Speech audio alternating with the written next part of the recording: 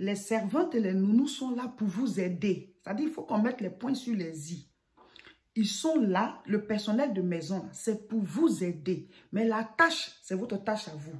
C'est parce que vous devez aller travailler ou bien aller faire vos activités commerciales pour amener, voilà, de quoi manger à la maison. Vous devez prendre votre famille en charge. Non, c'est normal.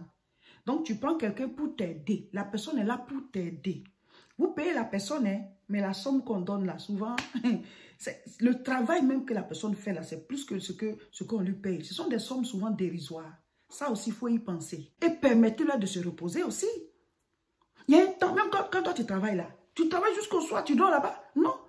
Même s'ils dorment à la maison. Mais il y a un temps où ils doivent arrêter de travailler, vous pouvez faire vos petits trucs. Mais même quand ils dorment, vous allez aller les réveiller. Viens me faire un sandwich, viens griller ceci, viens balayer ceci. Alors qu'il y a un temps où il faut qu'elle se repose. Oui, il faut qu'il se repose pour que le lendemain il puisse reprendre le travail. Mais est-ce que vous, si vous faites ça, ça va vous plaire? Mais c'est ça que vous faites aux autres. Il y a un temps où la personne doit se reposer, on est des êtres humains. Mais même, quelle que soit l'heure à laquelle tu vas rentrer, tu vas la réveiller. Elle va venir faire ce qu'il faut faire là. Et puis encore, elle va aller dormir. Mais toi, tes doigts là, ça sert à quoi finalement? La personne est venue t'aider, elle n'est pas venue pour tout prendre en charge chez toi. Le salaire que tu lui donnes, tu es sûr que c'est proportionnel à tout le travail que la personne fait. Mettez-les de côté pendant une semaine et faites leur travail là, avec le même rythme. Vous allez comprendre que les gens là, ils souffrent. Vous allez comprendre la souffrance de votre nounou, de votre servante, de votre gardien, de tous ceux qui travaillent chez vous. Mes frères, mes soeurs, on est tous des êtres humains. Personne n'est plus important devant Dieu. C'est quand on arrive sur la terre là. Souvent, tu nais dans une famille où il n'y a rien. Donc, c'est toi maintenant qui vas te battre pour te créer un avenir. D'autres aussi naissent dans des familles où il y a déjà tout. C'est Dieu qui choisit. Mais toi, en tant qu'être humain, là, tu peux te battre et puis sortir ta famille aussi de la misère. C'est comme ça.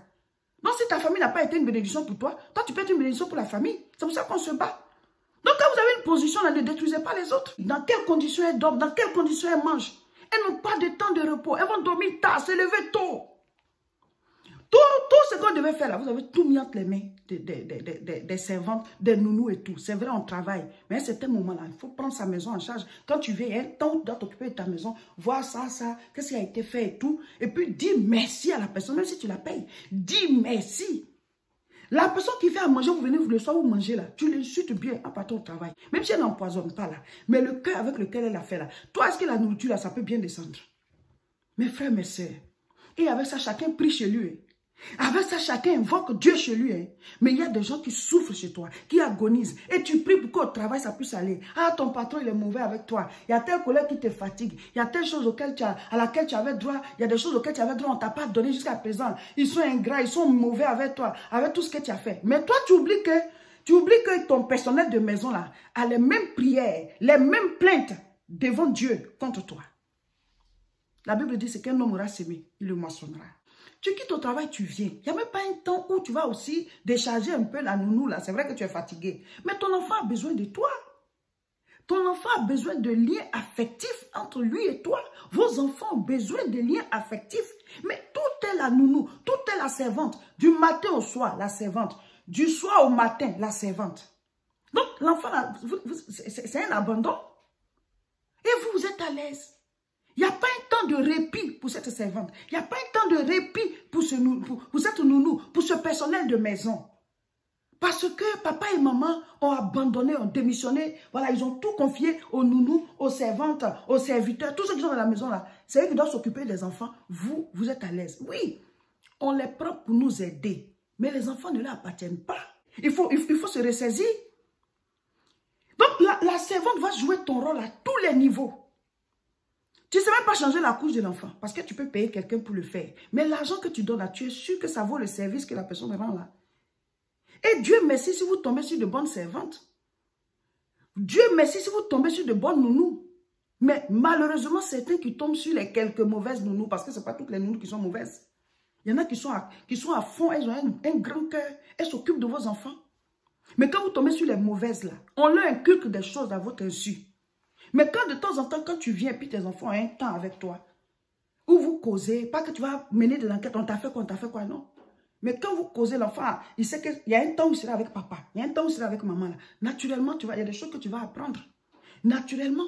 Et quand tu sais que l'enfant est bien traité par la nounou, l'enfant est bien traité par la personne qui s'en occupe, même si ce n'est pas la nounou, mais si c'est une voisine à qui tu confies l'enfant, en tout cas, quelqu'un qui s'occupe de ton enfant. Là. Toi, tu fais quoi quand tu vois que vraiment la personne fait au-delà de ce qu'elle devait faire? Il n'y a pas de petits cadeaux, il n'y a pas de supplément sur le salaire, rien. Et souvent, mais vous allez les insulter avant d'aller au travail, vous déposez votre enfant entre ses mains. Mais c'est grave. Ce que vous avez sémé là, l'enfant va récolter ça toute la journée. Heureusement que ce n'est pas toutes les servantes qui sont méchantes. Mais les méchantes là, elles vont faire des choses que vous n'allez même pas savoir parce que l'enfant il est encore petit, il ne peut pas parler. Et même quand il veut parler là, on le menace. Parce que vous n'avez pas un temps avec l'enfant. Mais il y a des servantes qui sont bien, il y a des nounous qui sont bien. Elles donnent tout leur cœur pour s'occuper de vos enfants. Vous allez venir, vous allez moralement les agresser.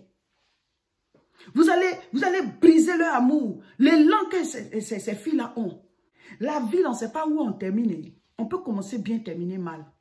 Ce n'est pas parce qu'aujourd'hui tu as des moyens que ça veut dire que tu vas avoir les moyens jusqu'à ta mort.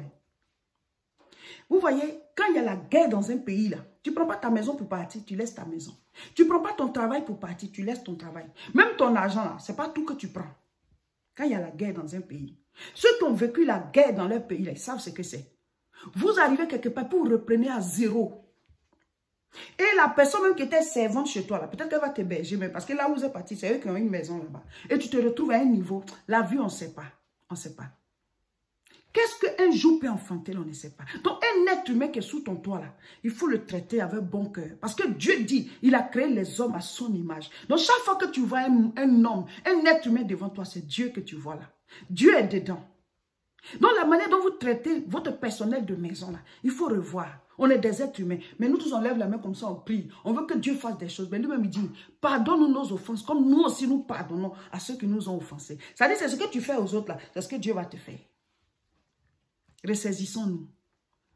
Il y a trop de nounous qui souffrent, il y a trop de servantes qui souffrent. Il y en a aussi qui sont très mauvaises, oui. Mais quand vous priez là, vous priez pour que Dieu vous donne du bon personnel. Et il y a des mamans, il y a des papas qui sont tombés sur du bon personnel, mais vous avez fait, la personne est partie. Vous ne savez pas qu'une bonne personne qui s'occupe de votre maison, une bonne personne qui s'occupe de vos enfants là, c'est la bénédiction de Dieu. Vous ne le savez pas. Quand quelqu'un est chez toi, qu'elle travaille bien, s'occupe bien de tes enfants, tu as la paix. Quand tu sors là, tu es en paix. Parce qu'il y a quelqu'un, une bonne personne chez toi. Tu ne t'inquiètes pas pour tes enfants. Mais vous les avez choqués, vous les avez créé des problèmes et ils sont partis. Maintenant, vous tombez toujours sur, vous ne faites que tomber sur de mauvaises personnes. Vous avez raté la personne que Dieu vous a envoyée. Vous avez raté la personne. On ne dit pas d'empêcher les gens de partir quand ils travaillent chez vous. Hein, pour dire, ah, je vais tout faire, va rester à jamais chez moi. À un certain moment, elles veulent aussi vivre leur propre vie, se marier. Ils veulent aussi aller s'installer à leur propre compte. Souvent, ils travaillent pour pouvoir économiser et puis après bâtir leur propre vie. Mais quand la personne quitte chez toi, puis elle s'en va encore chercher travail quelque part, ça veut dire que chez toi, il y a des conditions qui ne lui plaisent pas. Je parle du cas où la personne est bien. Hein. Voilà, mais si la personne n'est pas bien, tu as le droit de la chasser. Voilà, de la libérer, pas la chasser, la libérer pour dire, bon, le contrat, il prend fin. Comme toi, tu voudrais qu'on te fasse quand tu travailles là. C'est ce que tu dois faire à la personne. Ton contrat va prendre fin, voilà, et tu lui payes le niveau du travail qu'elle a fait. Puis tu libères la personne et tu prends quelqu'un d'autre dans la paix. Mais souvent, vous tombez sur de bonnes personnes et la personne dit, tonton, je vais partir. Tonton, je vais partir. Tu es en train de perdre une bonne personne. Pourquoi? Parce que ton cœur est dur. Il y a des gens qui se comportent comme ceux qui ont créé le monde, quoi. L'être humain, là, l'argent ne vaut rien. La fille, elle est bien avec ton enfant. Quand tu reviens du travail, donne-lui un petit cadeau. Quand tu achètes des choses, des friandises pour tes enfants, achète aussi pour elle. Oh, la Bible dit, les présents corrompent les cœurs. Ah, tante a pensé à moi. Elle va donner le meilleur d'elle-même. Ah, le mois est fini. Tu tiens ton salaire. Mais ça, je mets dessus parce que tu as été trop bien. Oh, merci tanti. Tu as touché son cœur. Tu as touché son cœur. Même si un jour elle ne travaille pas chez toi, elle ne travaille plus chez toi. Mais quand vous allez vous voir, elle va témoigner que cette personne est humaine. Elle va venir te saluer. Mais il y a des gens, leur servante, leur nounou qui est partie, elle te voit de loin, la femme là, elle est mauvaise. Pourtant, toi, tu es en train de chanter à l'église, tu es en train de prier à l'église. Mais voilà, mauvais témoin qui est contre toi là-bas. Le jour que Jésus va venir là, il va interroger notre personnel de maison. C'est en fonction de ça que tu seras sauvé. C'est moi qui le dis. Parce que si on demande à ta servante là, ou bien à ton serviteur, mais celui qui travaille chez toi, ou bien tu es patron, et puis ceux qui travaillent en dessous de toi là, c'est eux qui peuvent dire si tu es chrétien. C'est ce qu'on appelle ton règne. Quand on dit Seigneur, que ton règne vienne. Quand le règne de Dieu est là, il y a la paix, il y a la joie, il y a l'amour. Mais quand c'est le règne du diable, c'est la souffrance. Toi, tu établis quel règne quand tu es là? C'est ça, on dit ton règne. Donc, ceux qui sont en dessous de toi, c'est eux qui connaissent ton règne. Quand toi, tu es patron, quand tu es chef là, qu'est-ce qui est là? L'atmosphère qui est là, c'est ce qu'on appelle ton règne. Donc, ton personnel de maison là, c'est eux qui connaissent ton règne. Quand toi, tu es patron, là, qu'est-ce qu'on subit? On ne dit pas de faire le libertinage, non. Quand quelqu'un vient travailler, tu le fais asseoir, tu dis, voilà, voilà. Toi, on te donne ton cahier de charges au travail, non? Donne-lui son cahier de charges. Ce qu'il doit faire, ce qu'il ne doit pas faire. Même Dieu, quand il a créé Adam, il les a mis dans le jardin, là. Il dit, voici ce que vous pouvez faire, voici ce que vous ne pouvez pas faire. Quand la personne a fait ce qu'il ne faut pas faire, tu mets la sanction en fonction. Et tu lui parles, la personne sait que c'est ce qu'elle a fait, c'est ça là qui n'est pas bon. On ne dit pas de laisser le libertinage s'installer chez vous. Mais il faut traiter les gens de manière humaine. C'est un travail que la personne est venue faire. Donc, vous devez parler comme travail. Et tu dois montrer ton humain, le côté humain qui est en toi. Tu dois montrer le côté humain qui est en toi. C'est normal. Parce que tu voudrais qu'on te le fasse. Et nos enfants que nous faisons, nous les éduquons. Mais qu'est-ce qu'il y a sur le chemin de chaque enfant, on ne sait pas. Il y a des enfants après qui vont se retrouver dans des pays pour aller à l'école ou alors dans une autre ville.